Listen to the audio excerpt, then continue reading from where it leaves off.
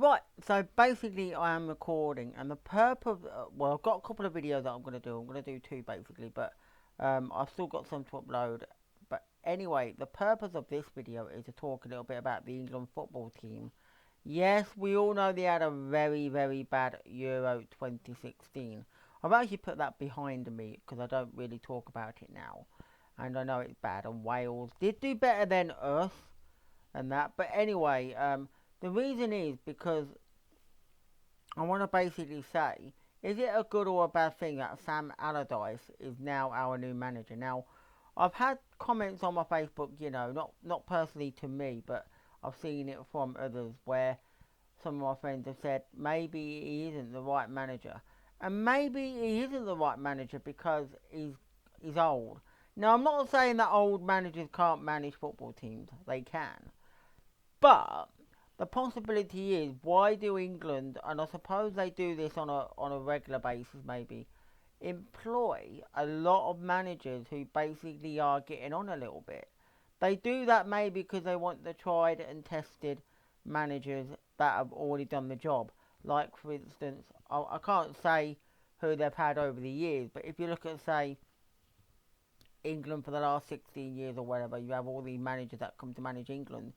If it was 3 or 4 managers, it's very easy to say we're going to employ a manager. He might be 60 years old, he might be whatever. And they do it because maybe they've got a track record in club football, or they've managed an international football squad or something like that. And they deserve the chance to be an England manager. They deserve the fact that they could do a job for England and do it right. But you never think about the fact that they could be employing younger managers, maybe the hungry managers who could do the job. My friend basically said that Eddie Howe would be a good manager for England, and maybe that is right. Maybe England could go in that direction, maybe for once, to see how that would work. The idea is quite simple if I want to do that, because there are managers out there who might be, 40 years old. They're a sort of youngish manager. They're not in that bracket of old age, who might want to come and be the England manager and do a good job. But now, basically, we have Sam Allardyce anyway. We're just got to see how it works. I've been reading, and it was in a newspaper that I read. I've seen bits and pieces of it, basically, that he's going to take no prisoners. Now, I'm sure a lot of managers say that, but he's going to do the idea that he did at Sunderland when he was manager. And the idea, and it's probably a good one, although not guaranteed the best one, because it means that players will get chopped. And it's the idea of that he's going to take no prisoners. He doesn't want to just play any old footballer just because of the name. What he will do is he will pick what he believes is the best squad that he possibly can do. So you may well be known as Wayne Rooney. You may well be known as Jamie Vardy. You may well be known as, let's say, well, I suppose we can't really say Joe Hart because he's likely to be number one goalkeeper. But I suppose if ever that was the case, who's to say he don't get the axe? But there are certain players where basically it means you are not guaranteed you are going to get a starting block for England. So Jack Wilshere or Raheem Sterling, maybe James Milner, maybe people like Chris Smalling. For whatever reason, they're not going to be automatically placed on the team sheet for England because Sam Allardyce does not agree and believe he wants to do this. What he wants to do, he wants to make sure that all the England players that play for England are on the obviously merit, which should always happen anyway. But he's going to make some changes, so there could be changes to be made. And he's also thought about the fact that other players may come into the fold, like players that never got played basically in the Euros, may well come up. Yes, they may well come up and get another chance to play for England. So you might get someone like Phil Jones who comes back into the England squad. You might get, I don't know, Luke Shaw that plays for England again. Andros Townsend might come up. There is a chance that Michael Carrick might come up for England. there is obviously a chance that Theo Walcott or Danny Welbeck might come in. And there's even a chance that not only new players, and we're talking about new players that will come up from wherever, that have never played for England before, as well as that, there may well even be players that don't even get listed as a sort of like England player anymore. Um, Partly because they might have played for England a few years ago and don't get considered because, as I've said, they don't play for England anymore. And people like Andy Carroll might even come up with Sam Allardyce into the England squad again. Things like that can happen. I mean, I take the basis of Wikipedia because Wikipedia do excellent pages where you've got the current national squad of whatever football team it might well be. In England's term, it will be the squad that they use for the Euros. If they haven't gone to the Euros, they do the most recent squad that was named for whatever game they were playing in, i.e. World Cup qualifier or friendly match.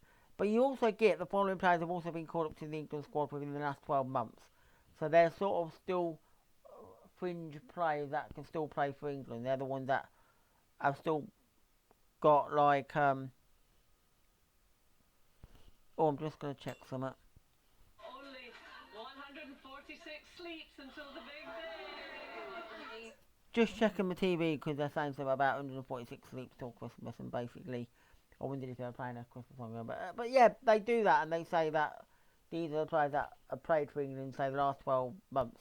So they're still players that are considered to be the main England players. I mean, anybody can play for England basically if they're good enough. I know that's the case. Usually, I don't mean to say anybody like they're not going to go and scour the non-league football clubs for an England player, but you know what I mean. You know how it works. So basically, they do a good thing. But there's a lot of players that may not have played for England in a while, but they might come back into the fold. There's no reason for that. We can't expect the players that are retired to come back. So there's no chance that if even though they're old, and I know you might want to see Frank Lampard come back for one last time or Steven Gerrard. It's not going to happen. They're retired, obviously, but there's no reason why players that haven't really retired from international football or are still playing can't come back and play for England if they're good enough. If they're good enough. So Andy Carroll could come back to England. New players will come up into the fold, and England will have a squad that might not look remotely like the one that they did for the Euros. Because when they come and play their next game, and which will be like a World Cup qualifying game, Sam Allardyce is going to say, "This is my squad." Of course, there's going to be the choice of goalkeeper. Joe Hart would be my first choice. Fair enough. Fraser Forster might be second. Maybe Jack Butland might come up as third choice goalkeeper. But when it comes to picking all the other, I would pick my own team. I'd like to pick my own team, but we'll do that for another time. But it's going to be great because you're going to see all the difference of how it works. There's no guarantee that, say, Danny Rose will get an England call-up. So, therefore, they're going to chop and change it. You might look at that and go, oh, there's one, maybe two new players that have never played for England before. They're getting their first time call-up. But apart from that, you're seeing things like we've got basically people like players that are coming out of the squad. Danny Rose, you're not playing for England now. That's the case. Feeling that you're not good enough to play for England. You're not good enough to play for England like Raheem Sterling. So you get them few players that will not play for England. Maybe they'll play in the qualifiers at some point, but for the first game, he wants to see how he feels about creating his squad that's going to be the basis of how it starts off. If they do a good job, that's it. If they don't do a good job, he knows what he has to do. If there is that chance that players like, say for instance, Raheem Sterling and Jordan Henderson, they could be taken off. Danny Rose could be taken off. Jamie Vardy could be taken off. They could be examples of players that don't play in the England setup for whatever. It might be that Jamie Vardy gets replaced by, say, Danny Welbeck. But it'll be a testing time to see how England do. But it's not a bad idea. I like the way Sam Allardyce is thinking about it, but is he the right manager?